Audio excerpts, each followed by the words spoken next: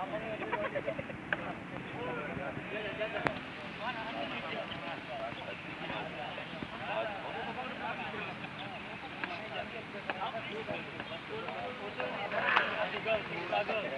masuk bapak sama dia pernah mau cerita juga pernah juga.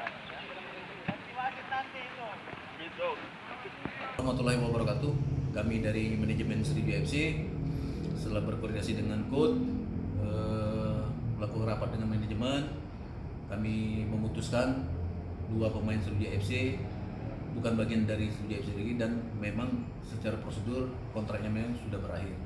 Pemain tersebut adalah saudara Agi dan saudara Bagus. Kami mohon maaf kalau ada kekurangan dari manajemen dalam memberikan yang terbaik buat pemain, dan kami ucapkan terima kasih banyak atas kerjasamanya selama ini. Assalamualaikum warahmatullahi wabarakatuh.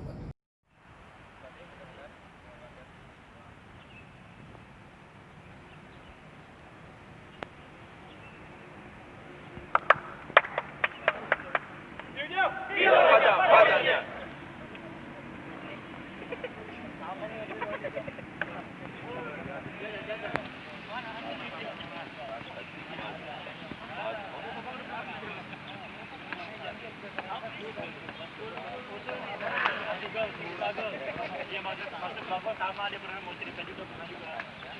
Nanti wasit nanti itu. Gitu.